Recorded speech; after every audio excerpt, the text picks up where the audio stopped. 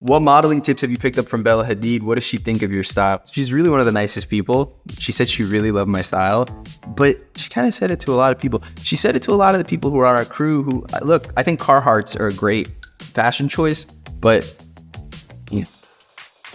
Hey, I'm Ramy Youssef, and Esquire has asked me to explain some things. Deep explanations. Here we go.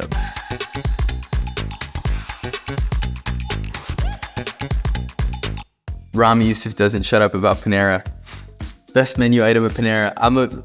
Look, I worked there. I worked at Panera, and the best menu item, it's the bread bowl French onion soup thing. It's amazing because you can eat the bowl. No one else is doing that. And I think that they changed the bowl game. I think I might have started working at Panera when Obama won. So the Obama years and the Panera years are very tied for me. You know, they're really about progress that you look back at and you go, well, that wasn't really progress. It was just soup in a bowl.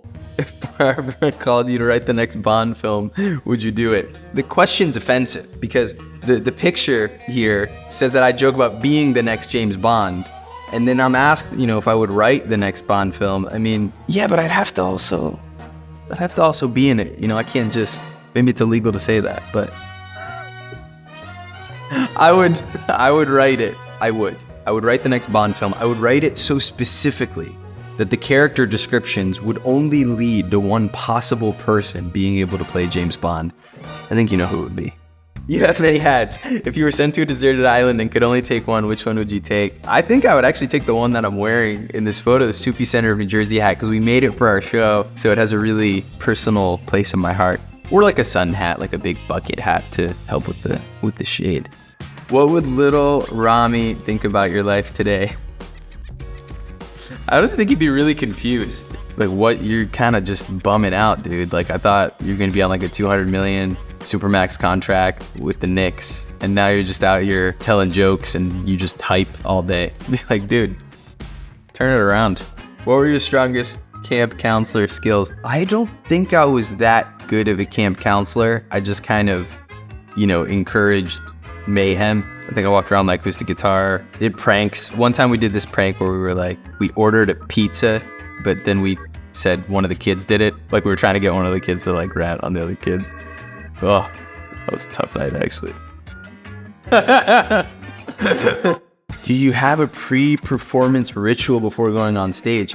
I always call my parents before I go up, and then they ask me what jokes I'm gonna do, and then I don't tell them because I don't want to hurt their feelings, and then put on some music, and then I like to hear people as they're coming in, because it just makes me feel excited that people came out. I love that people put on shoes. Like, people watch stuff you make on TV at home, and then they'll go online and they'll be like, oh, I liked it, or oh, I didn't like it, and it's always hard to fully appreciate it because they didn't put on shoes. So I think with live stand-up, it's like, dude, you came here, you put on shoes, like, that means a lot to me.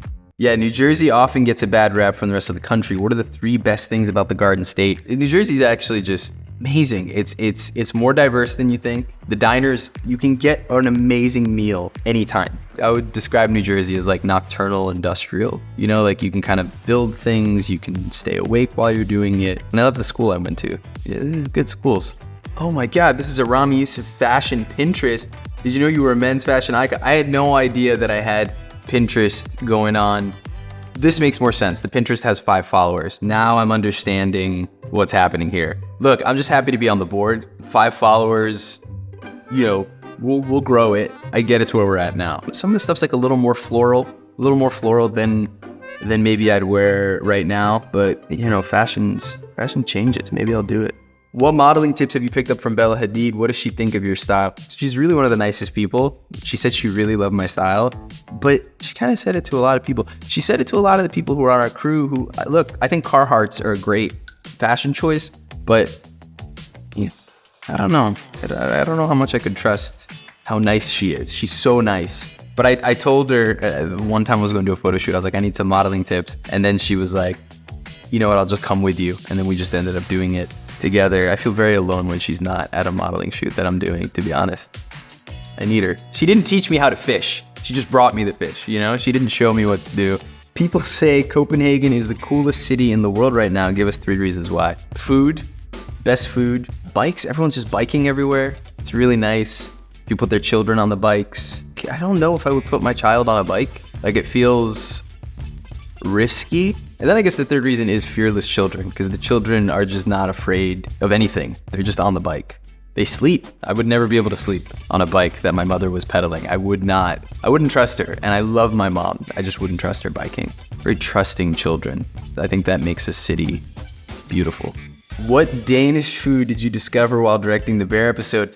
They make these little toasts, just little fishes and sardines, and it was really good. I couldn't eat any of the hot dogs.